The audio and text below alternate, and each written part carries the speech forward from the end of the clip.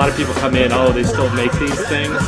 Who buys them? Well, lots of people buy them. Any extra money I have, I'm like, oh, I have extra money, I can go buy records. I don't know, I have like a lot, I mean, I have a decent amount, I have records, and I like to use them.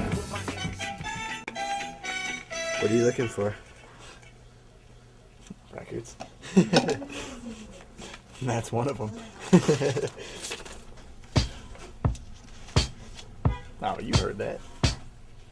The art of record digging, for me, it's more, you know, it's a hobby, it's a way of life.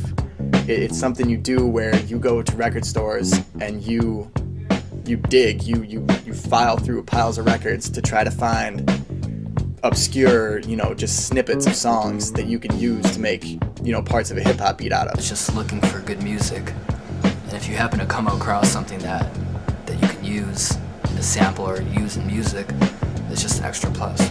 I dig for records because I've never been trained as a musician, but I'm still obsessed with music. I love it. And that's pretty much what digging's about, is finding new things. And what I do is I'll find parts of a song that I can manipulate with an MPC and make that a song of my own. I got a bucket back here full of 45s that I know I pulled out of the shelf because I loved at the store, and I've done stuff with about 5 of them. It's been sampled a million times, but I don't care, because I just don't give a shit. I just love records. I've always liked records better than CDs. It's not that I have like anything against CDs. I think they're convenient. They're great in terms of that. But I've always liked records just as a package. You know, there's nothing better than holding a record. It's just a physical thing that I can put my hands on and feel. See, I only sample records. I can't take anything off of a CD. I can't take anything off of an MP3. It just doesn't feel right. I think it is more of a cult, kind of like a hip-hop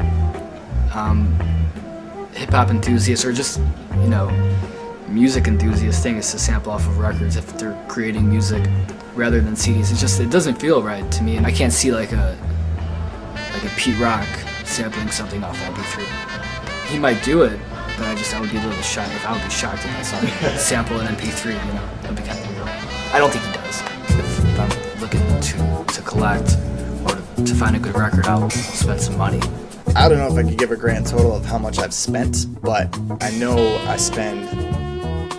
have a hard time coming out of a record store without spending over $100, and I go digging a lot. I don't even want to know. Like, probably enough to pay rent for my apartment for probably 2 full years. A lot of money. When I go digging, it depends on the record store. I could go for a whole day if I hit up a couple record stores. When I go to ones that I particularly like, that have just a ton of records and so much stuff to go through, I'll be there for maybe 5-6 hours at a time. I never was one of those guys that pile up a stack this big, like when I first started just buying records.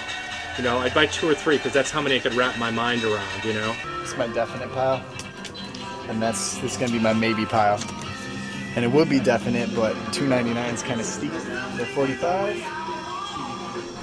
But if you're definitely going to use it, it's totally worth it. It's depending on the size of the record store and the collection that they have, I could spend all day. If I get a lot of records at the first store I go to in the first hour, I might go straight home to start working with them. If I dig for samples, the first thing I do is, when I listen to it, I'm like, how can I use this? Because usually when you dig and you find something, it's like, you kind of start making the music in your head. You have to have somewhat of a trained ear to be able to pick out what parts of a song you can use and what parts, and you got to be able to have that vision to be able to hear something in a song and in your head hear what it could be.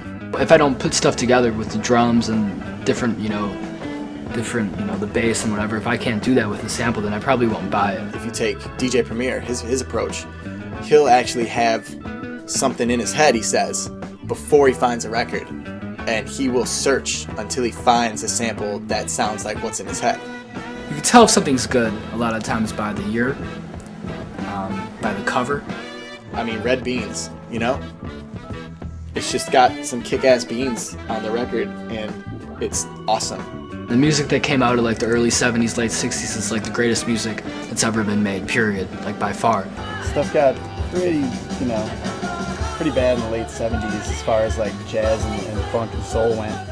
Digging, you got to be kind of respectful of the artist you're getting music from, because they took a long time to create that music. I have more respect for them than I do a lot of the artists coming out today, because they made timeless music, and the stuff coming out today is trash. It's not time. Most of the stuff it's not timeless music. So I have respect for the past.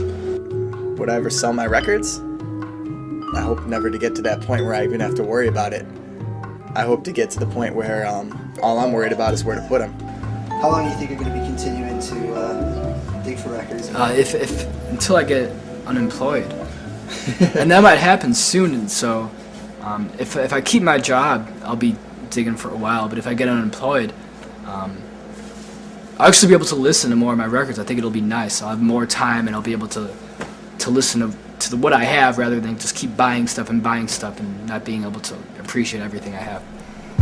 There's just so much out there that I haven't heard, and it's that like perfect sample that you keep going back and looking for.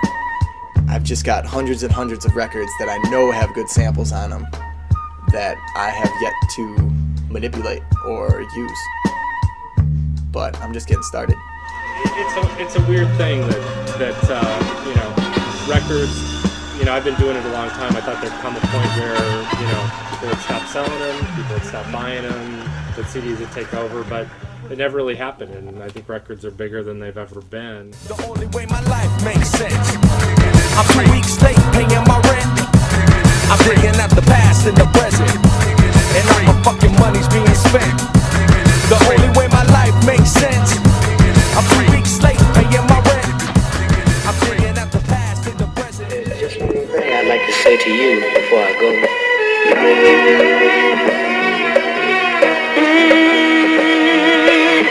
Everything's okay. Are you treating her nice every day? Yeah.